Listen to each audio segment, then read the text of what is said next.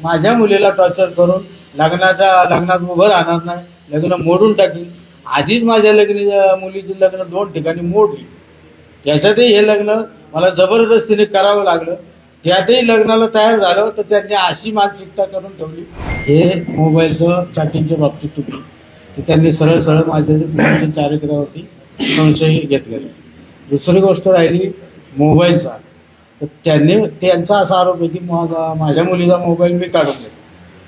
जर मला मोबाईल काढून घ्यायचा असता, माझ्या मुलीला तर मी मोबाईल ऑलरेडी दिलेलाच आहे, पण माझ्या त्या आरोपीला सुद्धा मी मोबाईल 1.5 लाख रुपये 1,52,000चा मोबाईल तर मी आता 2-3 महिन्यापूर्वी घेऊन दिलेला आहे. त्यांची मागणीनुसार तुम्ही दिला की त्यांनी मागितला? नाही, त्यांनी मागितला. माझी मुली इथं असतं, माझी मुलगी माझ्या घरी होती. घरी असताना वाकडच्या क्रोमामध्ये ते आले. वाकडच्या क्रोमामध्ये माझ्या मुलीला इथनं बोलून घेतलं आणि तिला तिथं काहीतरी त्यांचं झालं की मला मोबाईल तुझ्या पप्पाकडून घेऊन दे. मुलीने मला एक फोन केलेला आहे त्यावेळेला, त्याचे रेकॉर्डही आहेत. मुलीचा फोन त्यांनी काढावं आणि ते सिद्ध होईल. फोन केलेला आहे, ज्या त्या वेळेला गेलेलो आहे आणि त्यावेळेला त्यातला मी मोबाईल दिला. त्यांच्या मागणीनुसार मी मोबाईल दिलेला आहे. त्या मोबाईलची ही रिसेट, क्रोमा शोरूमची रिसेट तुम्हाला झूम करून बघायचं असेल तर बघा. त्याची तारीख हे मला वाटतं 18/9/2024 मी त्यांना मोबाईल त्यांच्या मागणीनुसार दिलेला आहे. आणि त्याचे जे EMI आहेत, मी आजही हप्ते भरतो, त्याची EMI भरतोय.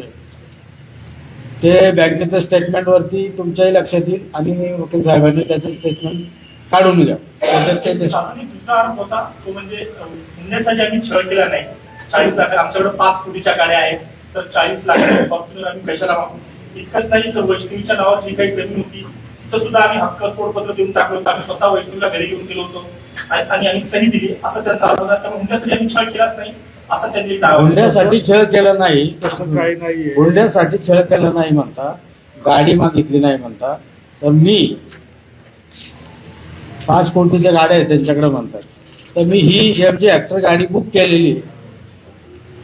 फॉर्च्युनर गाडी घ्यायच्या आधी ही MG हेक्टर गाडी वाकड हायवे रोडला शोरूमला बुक केली. 50,000 रुपये डिपॉझिट केले. त्याचे महिन्यानंतर लग्न आल्यानंतर त्याचे रिफंड पण माझ्या अकाउंटला आले. ही त्याची रिसीट MG हेक्टर बुक केली. त्यांनी माझ्याशी वादावादी केली. वादावादी चांगलीच केली. मला त्यावेळेस असं बोलले की ही जर गाडी दिली तर मी ती गाडी सोडून देईल, नाही तर तिथं पेटून देईल. मला गाडी पाहिजे, हीच गाडी पाहिजे, फॉर्च्युनरच गाडी पाहिजे. त्यानंतर मी फॉर्च्युनर गाडी लागणार घेतली. दुसरी गोष्ट अशी की तुम्ही जे म्हणता की 5 कोटी 90 लाखाची गाडी, 5 कोटीच्या गाड्या, ऍक्च्युली त्यांच्याकडे गाडी ही एकच आहे. 5 गाड्या नाहीत, 10 गाड्या नाहीत, 5 कोटीचं काही नाही. निव्वळ त्यांच्याकडे एकच फोर्ड गाडी आहे. दुसरी जी काय ती गाडी 90 लाखाची सांगतात, ती गाडी गुचुडे नावाच्या इसमाची मारून जी या ठिकाणची गाडी आहे, हा त्या गाडीचा रिपोर्ट हा नंबरही झूम करून बघा, तुम्हालाही कळेल की ही गाडी चंद्रकांत राघव गुचडे या नावाने आहे. त्या गाडीला नंबर आहे MH14 KC 3000.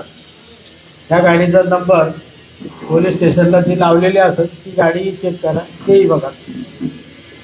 म्हणजे यांच्याकडे कुठलीही गाडी नाहीये, एकच गाडी आहे. आणि ही जी गाडी मी दिलेली आहे तर दिलेली नसून ती माझ्याकडं मागितली गेलेली आहे. माझ्या मुलीला टॉर्चर करून लग्नात उभं राहणार नाही, लग्न मोडून टाकीन.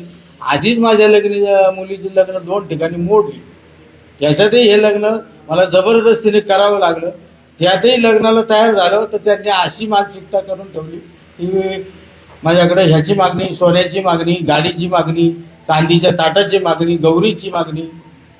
अधिक महिन्यात जावायला चांदीचंच ताट पाहिजे. सरासरी ज्याच्या ऐपतीप्रमाणे म्हणा किंवा अनेक गोष्टींच्या कारणाने स्टीलचं देतात, कोण तांब्याचं तामण देतं. माझ्याकडे त्यांनी चांदीची ताटाची मागणी केली, तीही मी पूर्ण केली.